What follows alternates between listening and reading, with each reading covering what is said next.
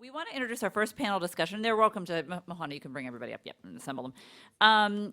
For our panel discussion on scorecard sound-off. So last week, as Tom mentioned, Congress released its third batch of FITARA scorecards, ranking agencies based on their implementation of FITARA thus far. The panel is going to examine those scorecards. So please help me welcome Ann Duncan, who's the Chief Information Officer at the Environmental Protection Agency, Carlene Ailito, the Executive Director in Enterprise Business Management Office at the Department of Homeland Security, and moderating today is our own Mohana Ravendranath, Staff Correspondent at NextGov. So with that, Mohana, I'm going to turn it over to you. Great. Okay. All right.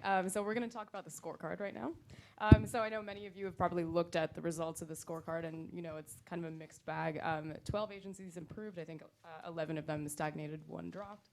But no agency's got an A. And so we're interested in talking about kind of the story that the scorecard doesn't tell. So we have two people here who are sort of the leads on FITARA at their agencies. We have Ann Duncan from EPA and Carlene Ailito from DHS.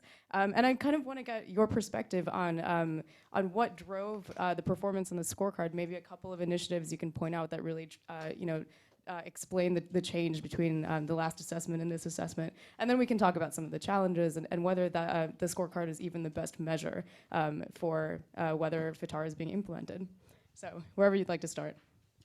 Okay, and Carlene told me I have to start, so a couple things. So first of all, before I say anything about the scorecard, I've said this before, I want to say it again, and I'm sorry that Congressman Connolly's already left the room. I think FITARA is a great law. I am thrilled that Congressman Connolly and Congressman Issa made this happen. So anything I say that's critical about the scorecard, and I will say things that are critical about the scorecard, should not be taken as a reflection of what I think about the law, because I think it's helped CIOs be more successful and our agencies be more successful. I also want to say that I have done none of the heavy lifting on FITARA. Ellen Larson on my team, who's here, started the heavy lifting, and we handed it off to someone else recently when Elna changed jobs. But I just take the credit, which I really generally try not to, is take the credit for my people. But in this case, I get all the credit, and they do all the work. And so I want to give some of that credit to Elna. Anyway, so in terms of what happened for the last scorecard to this scorecard, we did not do anything that changed the scorecard. Now, that's not to say we didn't do things. We did a lot of things. We've continued the work we're doing in implementing FITARA, and I'm happy to talk about, at some point in this conversation, what we're doing to successfully implement FITARA.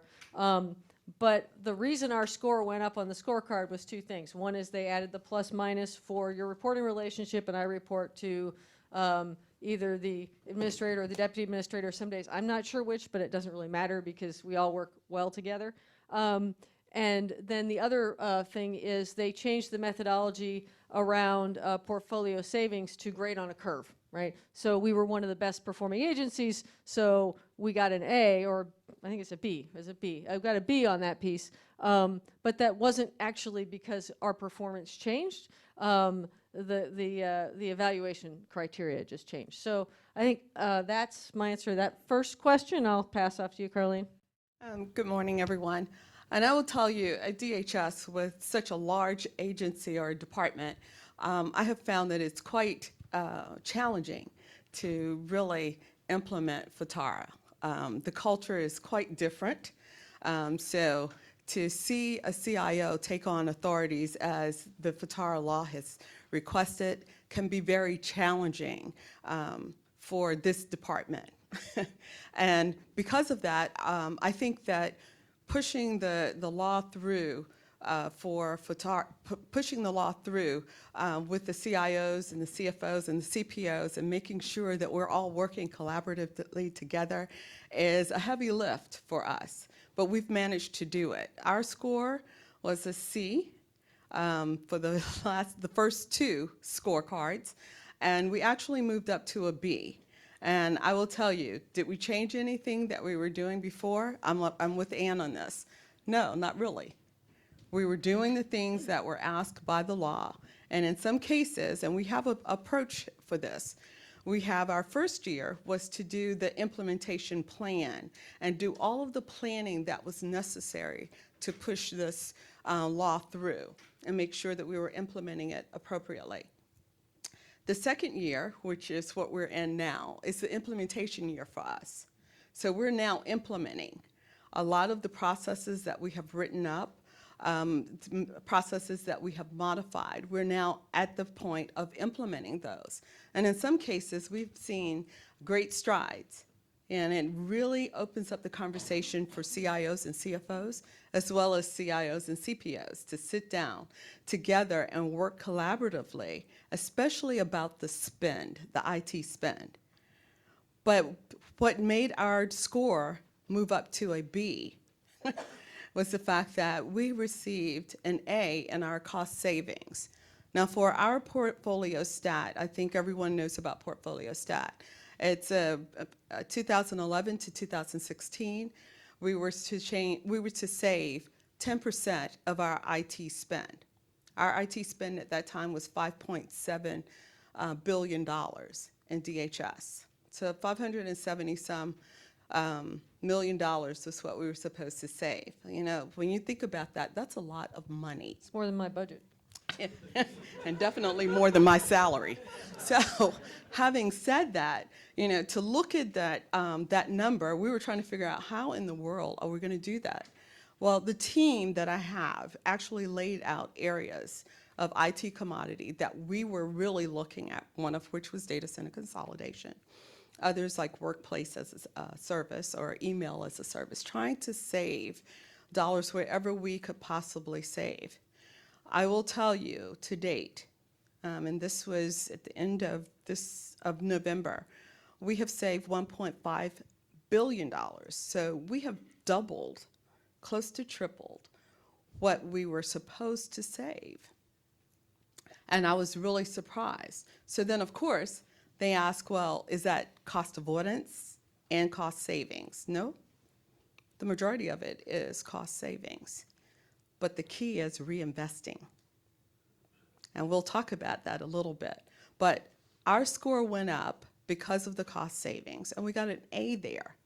But that doesn't change the fact that we have an F in incremental development. And that's a conversation in itself, because I know that each and every one of you who are sitting here today probably have a different definition of agile. You know, everyone says faster, quicker, just get it out there. And that's what OMB wants. That's what they're asking for. But the bottom line is every program probably doesn't need to be in the agile arena. It really doesn't. And probably can't. So as we start to push forward with FITARA, this is the scorecard. But I think one of the things that we need to ask ourselves is, does that scorecard really represent what we're doing in FITARA and FITARA law? And I know Anne has strong feelings, very strong feelings about this, so that's why I wanted her to go first. And I'm sure she's going to share those. And I'm going to actually back that up, because there's so much to that law that is not indicated or depicted in the actual FITARA scorecard. And we need to talk about that. So, Anne, I'd love to hear from you. So, if FITARA's the scorecard is not the best way to measure the implementation of FITARA, what is? Yeah, and that's a fair question, because I've been critical of the scorecard, because I think, you know, what the scorecard does is it grabs some things that are relatively easy to measure, but they don't really reflect what FITARA does for CIOs and what truly implementing FITARA means. What, you know, Carlene mentioned, acquisition and budget, and those sorts of things are really the places where we're getting leverage in terms of our ability to influence our organizations and to change our behaviors, and also just the reporting authorities that are being put in place. So, you know, we did, after the conversation we had yesterday, I said, okay, so if I'm going to criticize it, what's the answer? And we certainly didn't develop a full answer of what would be better, but we did come up with some thoughts. You know, we all had to develop baselines for OMB to demonstrate, you know, to put together our plan, tell them what we were going to do and how we were going to implement the law. And everybody did things differently, which is one of the things I love about the law, is that it gave every agency and department the opportunity to tailor their implementation plan to their organization, as opposed to a very prescriptive set of things. So I think that one of the things that could be measured is simply your progress against your implementation plan, right? Have you met the objective in your implementation plan? And, so I think for EPA, we've done all but one or two things right now in our implementation plan. The big thing we're still working on is workforce, and analyzing our workforce and training our workforce and things like that. So I think that's a great measure. I think you could also look at things like, and these are things that are in people's implementation plans, but you might want to bring them up a little because they're really important, right? Is the CIO reviewing and signing off on all the acquisitions, right? Is there a process that ensures the CIO has oversight of acquisitions? Is there a process in place that ensures the CIO is actually involved in the budget process, right? I sit down through every step of the budget process with our CFO and our deputy administrator, and we talk about it, and then eventually I sign a piece of paper that says, yes, this budget is the best budget we're going to come up with together to support IT, right? I'm not going to say it meets every need I've got because, I don't have enough money, but I can say, I'm willing to certify that we came up with the best budget we could. So those are a couple other things that I think are really good indicators. On the agile development side, the scorecard language is something like the CIO certifies. And Ellen has been joking that I got a little stamp that says I'm certifying that people are agile. And so there's a continuum of people's progress in agile, and also there's incremental development and agile aren't the same thing, right? I guarantee you every project can change if they choose to, they can change so that they deliver something every 6 months, right? I checked in some code, I delivered something in this 6 months. You can do that in a waterfall fashion, you can do that in an agile fashion, you can do it in a lot of different ways. So actually certifying incremental development, if they're really looking for agile, then there are different measures for agile. If you're really just looking to prove that people are not doing their work in truly monolithic waterfall ways, there are better ways to measure that. But at least for us, the incremental development one is pretty easy because CPIC has trained people to do that for years, right? So that didn't require any behavior change. But it didn't mean that it actually meant we were doing agile. And we are doing agile, by the way. But that metric doesn't reflect necessarily that we're doing agile. So, I'm not an expert at what metric we could grab across the entire government to identify whether people are really doing agile. But I have no doubt that if we got some smart people who do agile in a room, they could come up with some metrics that would apply to all of us. And then the other one I really want to talk about, because it really bugs me, well, there's actually a bunch of things that really bug me. But one of the things that really bugs me is the risk metric, right? I, out of the gate, did really well in the risk metric because I've been really hard on some of our projects and marked them down and said they had a lot of risk, which is great. I understand that the GAO wants CIOs to recognize risk, right? However, if I work with my projects and I get the risk level down, if I improve their posture, my grade will go down. So there is no incentive for me to, number one, get rid of the risk, other than the fact that I don't want our projects to fail, but it'll make me do worse on the scorecard. But number two, to give them better grades, right? I could continue to give them horrible grades, and I could continue to have that A. So that, while maybe that was a metric for the beginning to get CIOs to recognize risk, it's not a sustainable metric if you actually want to fix the underlying problems that are causing risk. So those are some ideas I think we had at EPA as to some ways you could make the measures better. Carlene? Well, I will agree with you, Anne, on that. But let me just talk about some of the things that DHS is doing. Because I heard a question from Tim Whalen about the conflict between certain legislation that we have currently. And my understanding is that FITARA is really giving the CIOs the authority to make solid decisions about IT. So knowing that IT is pretty much across the board for many of us in our programs. And when we look at that and we have other areas that believe that they should be working some part of IT, we need to work collaboratively with them to ensure that the IT aspect of any program is being covered and being reviewed or assessed or even understood by the CIO so that he or she is not caught blindsided. And I really feel strongly about that. And so when I look at this scorecard and I see data center, portfolio savings or cost savings, risk assessment. I think it was, what else? There were a couple of others, but when I look at the FITARA law, it talks about acquisition and what the CIO needs to do with acquisition. I said, so where is that in the scorecard? Or we look at, in the FITARA law, it talks about the budget and making sure the CIO knows what the component CIOs are doing with their money, spending, how they're spending their money. I don't see that in the scorecard for FITARA. So as I look at the scorecard, I'm thinking, it may be an indirect measure, but it's definitely not a direct measure of what we're actually doing with FITARA. And changing those processes that I was telling you about, and updating those. We say, we're doing a lot of this stuff already. Well, in DHS, we are doing a lot of it. We were doing a lot of it before FITARA, but not enough of it. And we were doing those things, but we weren't doing it to a point where it was clear, it was concise, it was accurate, and we had to modify many of our processes to actually support what FITARA was asking. So we may have been doing a little bit of it, but we weren't doing it completely.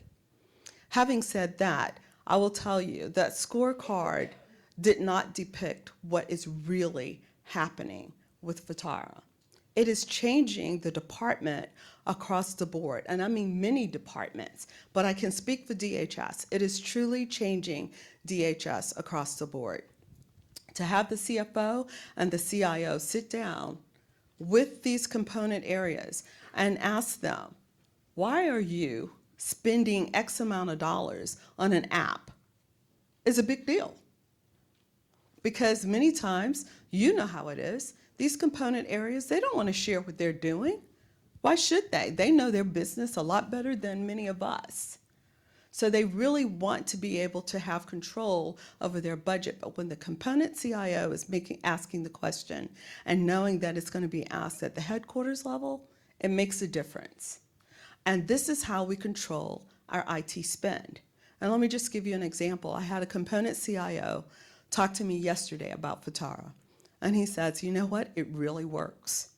I had a program that was not even a part of IT, but they had an IT spend and they wanted to spend money on an app that we knew that we could not run in our data centers. For just so happens that it would be illegal, what the app was, I'm not going to go through all the details, but it would be illegal. And as a result of it, if he hadn't have reviewed that budget, we would have purchased that app. We would have put it in our data center. It would have been running. And then all of us would have had our beautiful faces on the funny page. Fortunately enough,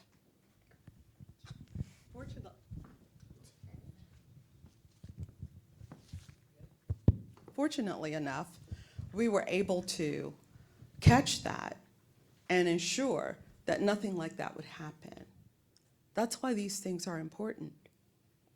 And especially in Homeland Security, we have security in our name, which means we should be the top dog in security. And to be exposed, to be that vulnerable, it could be very dangerous for us. So it's really important for us to have that. So that's just one example. Acquisitions, we spend money on that. What are they going to do? They're going to buy things that we shouldn't even be buying. So it's good to have that review so that the CIO knows these things are going into the data centers that he's accountable for.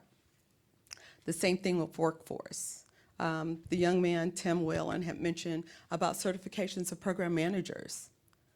Well, we do have the acquisition certification, but then we have another part in DHS that is the IT specialization, which is critical because I will tell you, we don't have a great record delivering systems, but we're starting to move in that right direction as a result of that. So I will tell you, I think we should be an A. But unfortunately, based on the things that we are being rated, and like I said, we got a B minus. I just don't think that it really reflects all of the work and the accomplishments that we have made. And the biggest accomplishment is the collaborativeness across DHS or across the department. Working with the CPO to make sure that the acquisition review is in process. Working with the CFO to ensure that the budget actually, exemplifies what we are trying to do based on our strategic goals and objectives. Working with Chico, our human capital office, to ensure that we have the right skill sets in place to do the jobs that we need to have done. Those things are important. And while we may have been doing it in a minimal fashion, we are now doing it, I would say 75 to 80%. And we're pushing forward to 100%. And that's a big change for our culture because it wasn't that way before. Can I elaborate on that a little? Those points, I would agree with just everything you said on that because I think I should be an A too. Because, and I'm not just saying me too, but because when I look at what FITARA has done for us, plus of course, they kept telling us we had the second best plan, so I figured we must have at least the second best implementation. But then again, if there are no A's, I guess I'm there. But I don't have a component CIOs, but I have a whole bunch of people across the agency, 22 of them, if you want to count, who think they're CIOs, and we've by policy, we only have one CIO. It's written into our policies. So we call the rest of the folks senior IT leaders. Every silo in the agency has a senior IT leader. And what we've done is gone through and we've named those folks, and we've required that they have the authority to make decisions across their entire IT budget for that program officer, that region, and that then they have a dotted line to me. So and we get these folks together with some regularity as a group, and we also meet with them individually as we review their portfolios throughout the year. But when I think it was our second meeting, I said at one point, I have not had to say no to very many things, these sort of routine things that come up. And one of the senior IT leaders said, that's because we're doing that now.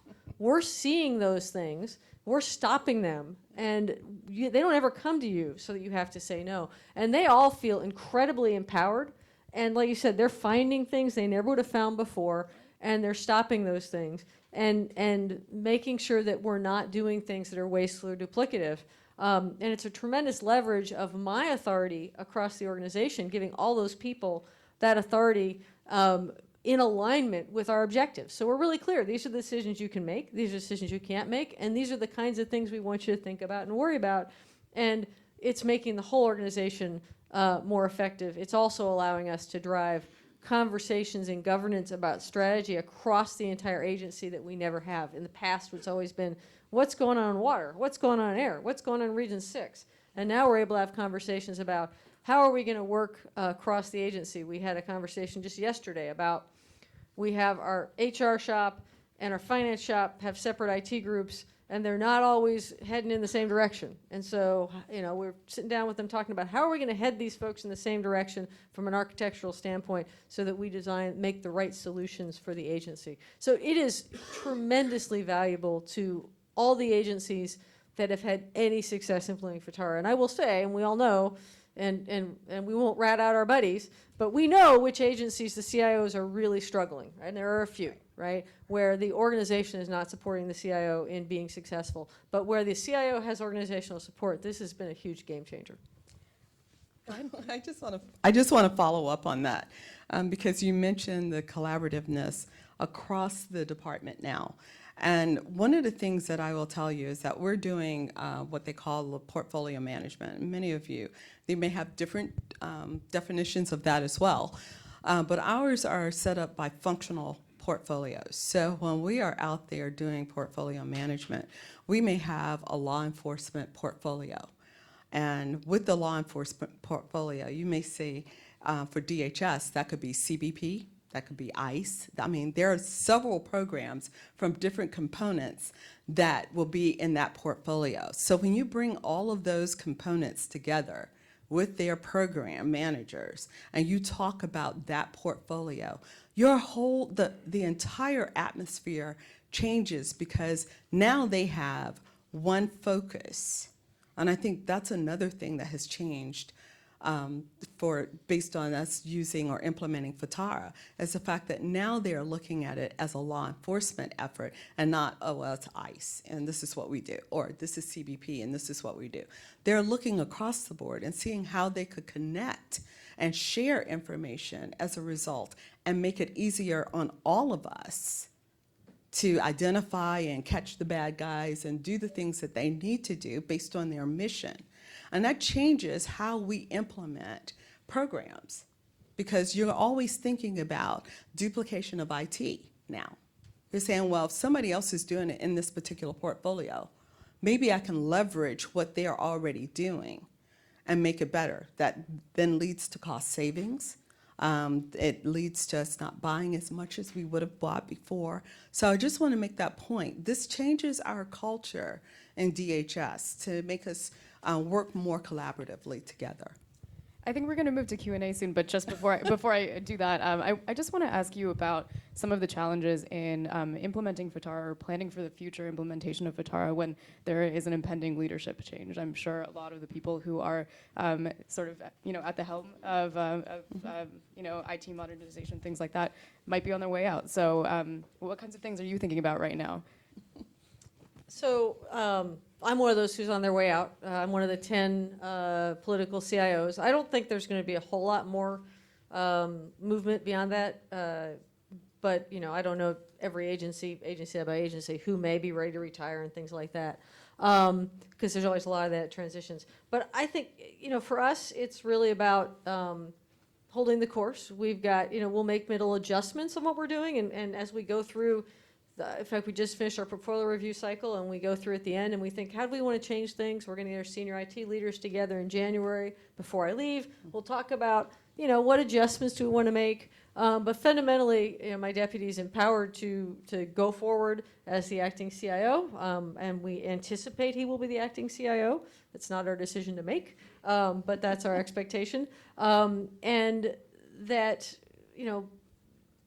this is going to be important to the new administration, right? There's nothing partisan about good IT and about making IT better, faster, cheaper, right? It's good stuff, and everybody wants it. So I don't see any reason why we would change course very much. I'm in total agreement with that because every agency and every administration is going to want to do what is right, and they're going to want to move forward, not backwards. So in my opinion, I truly believe that we will stay the course because the cost savings has been so beneficial for us anyway. And we have now had an opportunity to look at some of these component areas that have saved tremendous dollars and how they're reinvesting those dollars in areas where you have equipment that's end of life or something of that sort, that they can start doing the refresh that they need to do without going to the CIO at headquarters begging for funding. So I really think that this is going to help the new administration, not hurt it. And anything that can help them is a plus. Audience questions? I think we have a mic going around.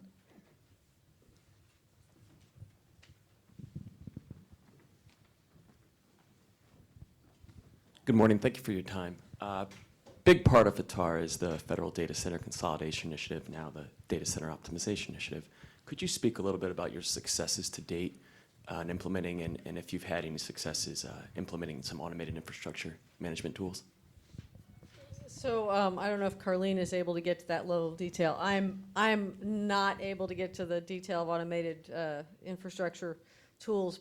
But what I will say is the data center consolidation, I've got an F on data center consolidation, but this is another place I have strong opinions, right? I have 3-tiered data centers. I had 4, I have 3. I met that goal, or my predecessor actually met that goal. I'm not going to close any of my 3-tiered data centers. I got a core data center. I got one on the East Coast, one on the West Coast that do things like COOP and disaster recovery, things like that. And I had 81 data centers to start with. Many of those, perhaps the vast majority of those, were a closet that had network equipment, telecom equipment, a print server and a file server, and maybe something specific to that site like a laboratory information management system, right?